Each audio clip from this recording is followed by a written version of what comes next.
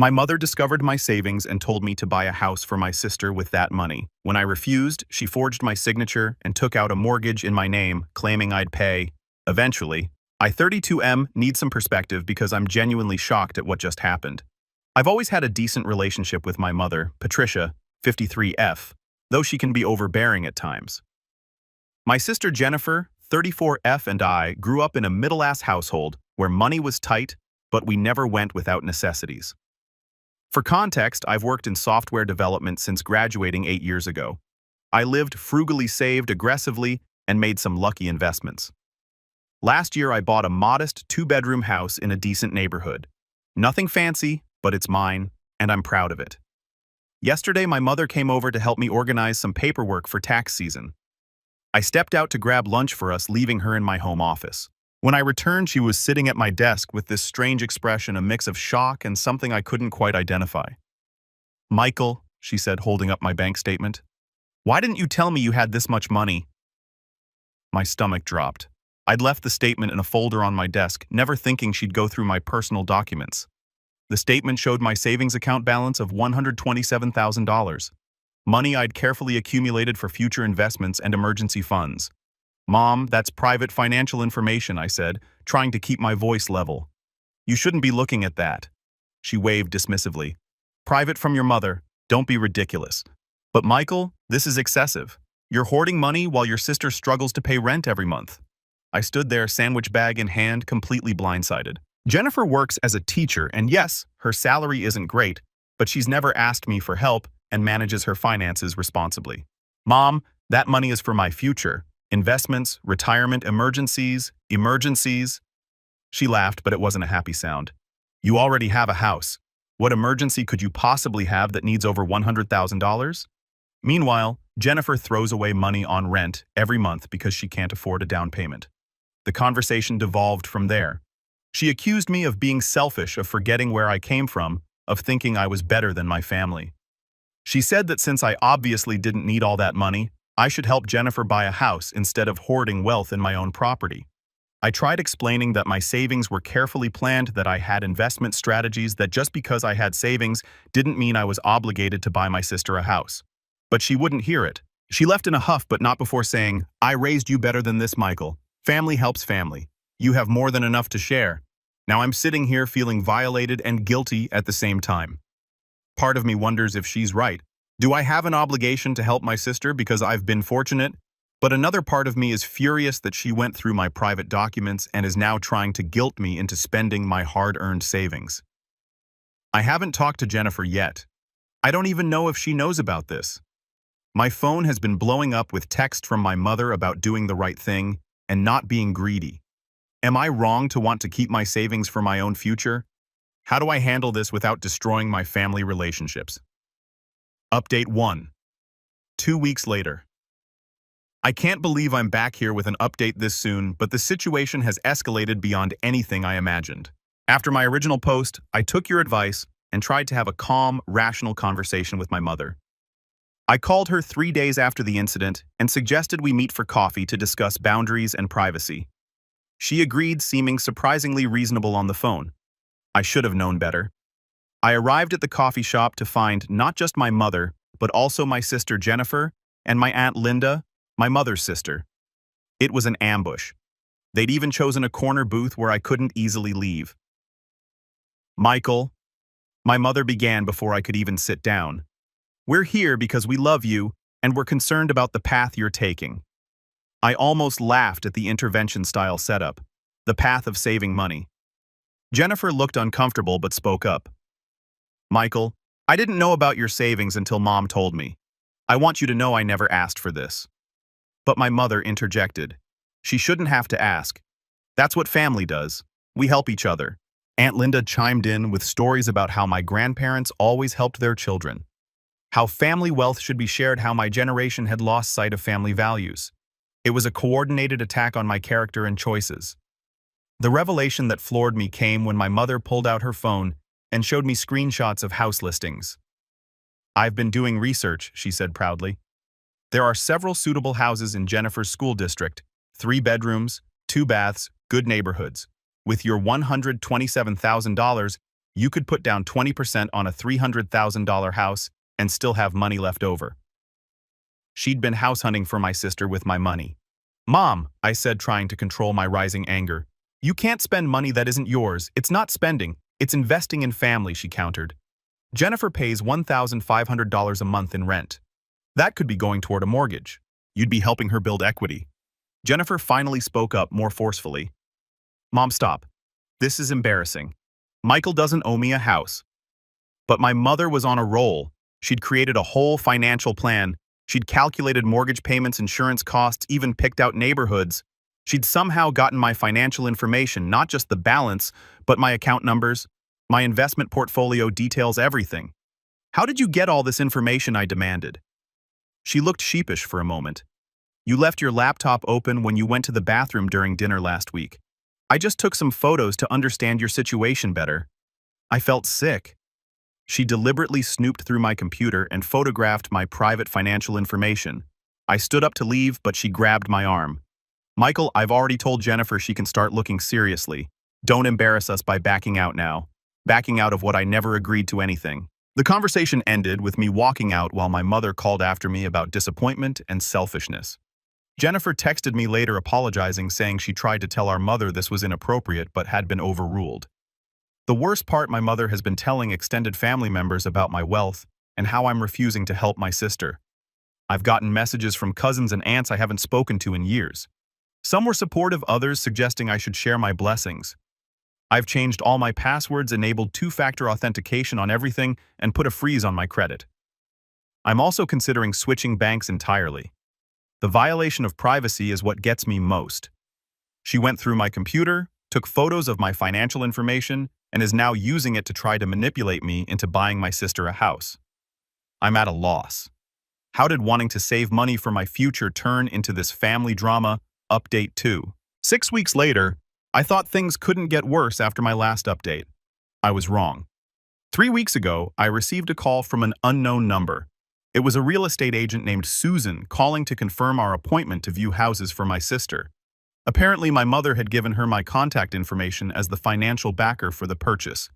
I'm sorry, there's been a misunderstanding, I told her. I'm not buying anyone a house. Susan was professional but confused, but Patricia said you'd already agreed to provide the down payment and co-sign the mortgage. We have viewings scheduled all day Saturday. I explained the situation briefly, apologized for the waste of her time, and thought that would be the end of it. It wasn't. That Saturday, my phone rang at 8:00 a.m. It was my mother, furious. Where are you? Susan said. You canceled. Jennifer took the day off work for these viewings. Mom, I told you repeatedly that I'm not buying Jennifer a house. The fact that you went ahead and scheduled viewings anyway shows you're not listening to me. Not listening. Michael, I'm trying to help you do the right thing. Do you know how embarrassed I was when Susan called to say you'd canceled? I told Jennifer this was finally happening. The call ended with her hanging up on me. But the real shock came the following Monday. I received an email from Susan with a subject line: documentation needed for mortgage pre-approval. Attached were partially filled mortgage applications with my information. My full name, social security number, employer information, and salary details. The co-barter section listed Jennifer's information. My mother had tried to start a mortgage application using my information. I immediately called Susan and explained that this was fraudulent, that I had never agreed to any of this, and that she needed to destroy all documentation with my information. She was mortified and assured me she would handle it immediately. I then called my mother, barely able to contain my rage. You tried to commit fraud, I said without preamble. You gave someone my social security number and tried to apply for a mortgage in my name. It's not fraud, she said defensively. I was just getting the paperwork started to save time. You'd have to sign eventually anyway. Mom, that's literally identity theft. I could press charges. There was silence on the line before she said, you'd have your own mother arrested over helping your sister. I consulted with a lawyer friend who advised me to send a formal cease and desist letter to my mother, which I did. The letter stated that any further attempts to use my personal information without consent would result in legal action. The family explosion was immediate. My phone blew up with calls and texts. Some relatives were appalled at my mother's actions. Others thought I was overreacting. My uncle Richard called to say I was tearing the family apart over pieces of paper. Jennifer called me crying, saying she'd had no idea about the mortgage application and was mortified. She genuinely thought we were just looking at houses to get an idea of the market. She's been staying with friends because the tension at home with our mother is unbearable. The most surreal part, my mother genuinely doesn't understand what she did wrong. In her mind, she was just being a proactive mother trying to help her children. The fact that it involved fraud and identity theft doesn't seem to register. I've had to take additional security measures. I've placed fraud alerts with all 3 credit bureaus, opened a P.O. box for sensitive mail, and even installed security cameras at my house after she mentioned to my aunt that she still had a spare key from when I first moved in. Last week I found out she created a GoFundMe titled, "Help Jennifer Buy Her First Home," where she detailed my excessive wealth and refusal to help. She'd raised $450 before I reported it and had it taken down. I'm exhausted. What started as her snooping through my bank statement has turned into attempted identity theft, public humiliation, and family warfare. I love my family, but I don't recognize the person my mother has become in pursuit of my money. Update 3, 3 months later. This is my 3rd update, and I genuinely hope it's my last. The past 3 months have been a masterclass in how money can reveal people's true characters. After my last update, things went quiet for about 2 weeks. I foolishly thought my cease and desist letter had finally gotten through to my mother. I should have known she was planning something. It was a Tuesday afternoon when I received a text from Jennifer. "Please don't hate me. I just found out what Mom did." "I'm so sorry." I tried to stop her. Before I could respond, my doorbell rang. Through my security camera, I saw my mother standing there with a man in a suit holding a folder. I didn't answer, but I watched as they had an animated conversation on my porch before finally leaving. An hour later, I received a call from a number I didn't recognize. Against my better judgment, I answered. "Mr. Thompson, this is James Morrison from Morrison Realty. I'm calling about the generous gift you're providing for your sister's home purchase. I have the contracts here, but I need to verify some information." My blood ran cold. "What contracts?" "The purchase agreement for 421 Maple Drive. Your mother Patricia said you'd agreed to provide the $78,000 down payment and closing costs. We just need your signature and proof of funds." I took a deep breath. "Mr. Morrison, I'm afraid you've been misled. I have never agreed to purchase a house or provide any money for a house. Any contracts you have are fraudulent." There was a long pause, but we're supposed to close in 2 weeks. Your sister has already given notice at her rental. My heart sank. Jennifer gave notice. "That's what your mother told me. She said it was all arranged, that you were just busy with work and she was handling the logistics." I explained the situation as professionally as I could. Mr. Morrison was understanding, but concerned about the legal implications. He said he'd need to consult with his broker and likely void the contract. I immediately called Jennifer. She was in tears before I even spoke. "Michael, I swear I didn't know. Mom told me you'd changed your mind and wanted to surprise me. She said you felt bad about everything and this was your way of apologizing. I only gave notice because she said the house was a done deal. My mother had manipulated my sister into a terrible position. Jennifer had less than 30 days to find new housing because she believed our mother's lies. The confrontation with my mother was explosive. I drove to her house that evening, and for the first time in my life, I truly yelled at her. "You made Jennifer homeless. You lied to her, to realtors, to everyone." She tried to deflect. "If you just done the right thing from the beginning, there is no right thing here. It's my money. Mine. Not yours, to promise, not yours to spend, not yours to plan with." "Family helps family," she screamed back. "Your grandfather would be ashamed of you. My grandfather worked for everything he had and never demanded handouts from his children." The argument continued until my father, who had been largely silent through this whole ordeal, finally spoke up. "Patricia, enough," he said quietly.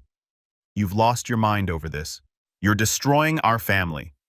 She turned on him, then accusing him of taking my side of not caring about Jennifer's future. But he held firm. Our son saved that money. He earned it. It is the end of discussion. The aftermath was swift. Jennifer found a new apartment with the help of friends. Though the sudden move cost her significantly, I offered to help with moving expenses. The only money I've willingly offered throughout this entire ordeal, which she gratefully accepted. My mother has been telling anyone who will listen that I'm a greedy son who let his sister become homeless rather than share my fortune. Most of the family has seen through her manipulation, especially after learning about the attempted fraud and the fake house purchase. Last week, I received one final surprise. A certified letter arrived with my mother's handwriting. Inside was an invoice for raising me, itemizing everything from diapers to college contributions totaling $47,892. Her note said this was less than half of what I owed her, and I could pay the rest by buying Jennifer a house. I laughed, actually laughed. The absurdity of it all finally hit me. My mother had become so consumed by my savings that she destroyed her relationship with both her children, attempted multiple forms of fraud, and now wanted to retroactively charge me for my childhood. I've saved that letter. My lawyer says it could be useful if she escalates further. As of today, I haven't spoken to my mother in 6 weeks. Jennifer and I have grown closer through this ordeal. She's repeatedly apologized for our mother's behavior and has started therapy to deal with the manipulation she's endured. My father calls occasionally, sadly reporting that my mother remains convinced she did nothing wrong. He's considering separation if she doesn't seek help. The money that started all this still in my account, still mine, still growing through careful investment. I've learned that financial privacy isn't just important, it's essential. I've also learned that money doesn't change people, it reveals who they really are. Final update, 4 months later. I wasn't going to update again, but I received several messages asking for closure. And honestly, writing these updates has been therapeutic. This is truly my final update. It's been 4 months since my mother tried to buy a house with my money. 4 months since she destroyed our family over $127,000 that was never hers to claim. The ending to the saga is both sad and somewhat hopeful. Last month, I received a call from my father. He sounded tired, defeated even. "Michael, your mother had an episode at the bank." My stomach dropped. "What kind of episode?" "She tried to access your old savings account, the one from when you were a teenager." When they told her it had been closed for years, she became hysterical. Security had to escort her out. The bank manager called me. It turns out my mother had been spiraling deeper into her obsession with my money. She'd created elaborate fantasies about what she could do with it, how she could help not just Jennifer, but other family members. She'd spent hours calculating how to distribute my wealth among the family. The bank incident was a wake-up call for my father. He gave her an ultimatum: seek professional help or face divorce. Surprisingly, she chose help. My mother was diagnosed with an adjustment disorder with anxiety triggered by financial stress she'd been hiding. Apparently, she and my father had been struggling with debt from some bad investments. The discovery of my savings had triggered something in her, a desperate belief that all their problems could be solved if I would just share. This doesn't excuse her behavior, but it does explain the sudden personality change. The mother who went through my bank statements wasn't the woman who raised me. She was someone consumed by financial desperation and anxiety. She's been in therapy for 6 weeks now. My father says there has been progress, though she still struggles to fully accept responsibility for her actions. The therapist has helped her understand that her behavior was a form of financial abuse and that her sense of entitlement to my money was a coping mechanism for her own financial fears. Jennifer and I have grown closer through this ordeal. She's thriving in her new apartment and has started a side business tutoring students online to supplement her teaching income. She jokes that our mother's madness taught her the importance of financial independence. 2 weeks ago, I received a letter from my mother. A real letter, not an invoice or demand. It was short. "Michael, I'm sorry. I lost myself in fear and greed. Your money was never mine to claim or distribute. I'm working on understanding why I felt entitled to what you earned. I hope someday you can forgive me, though I understand if you can't. Mom, it's a start. I'm not ready to resume contact yet, but I appreciated the acknowledgement." My therapist, yes, I started therapy too, says forgiveness is a process, not an event. The extended family drama has mostly died down. A few relatives still think I should have helped, but most are appalled by the full story. My cousin Sarah joked that I should write a book, How to Turn Your Family Crazy, with one bank statement. As for my money, it's still there quietly growing. I've actually increased my savings rate. Partly out of spite and partly because this experience taught me the value of financial security. I've also learned to be much more private about my finances. Only my accountant and financial advisor know my true net worth now. I did do one thing with the money, though. I set up a small education fund for any future nieces or nephews. It's my way of helping family without enabling entitlement. Jennifer doesn't know about it yet. Someday when she has kids, I'll surprise her the right way with genuine generosity, not manipulation. This whole experience has taught me valuable lessons. A financial privacy is paramount. A money amplifies existing character traits. A family and finances should mix carefully, if at all. A mental health can impact financial behavior in unexpected ways. Boundaries aren't cruel, they're necessary. To anyone reading this who's dealing with family financial drama, stand your ground. Your money is yours. You're not obligated to bankrupt yourself for family members who feel entitled to your success. Help if you want to, when you want to, how you want to, but never because you're being manipulated or guilt-tripped. Thank you to everyone who offered advice and support throughout this journey. Your perspectives helped me stay sane when I felt like I was going crazy. And Mom, if you're reading this, I know Dad showed you my first post. I do love you. I hope you continue getting help. Maybe someday we can rebuild our relationship, one that doesn't revolve around my bank account. This is Michael signing off. May your families be supportive and your bank statements private. Epilogue posted in comments. Since people keep asking, yes, I still have my $127,000. Actually, it's grown to about $135,000 now thanks to some good investment choices. Jennifer and I have dinner every Sunday. She's never once mentioned money except to joke about our mother's house hunting phase. My parents are still together working through their issues. My mother has been diagnosed with financial anxiety disorder and is making genuine progress. She's even started volunteering at a financial literacy nonprofit, teaching others about budgeting and the dangers of financial entitlement. And yes, I've upgraded my home security system. The cameras now have motion alerts, and I've invested in a very good safe because while I believe in forgiveness, I also believe in protecting yourself. Sometimes family members lose their way. Sometimes money makes them do crazy things. But boundaries, therapy, and time can heal even the deepest wounds. Not all of them, not completely, but enough to move forward. Stay strong, protect your assets, and remember your success is not your family's ATM.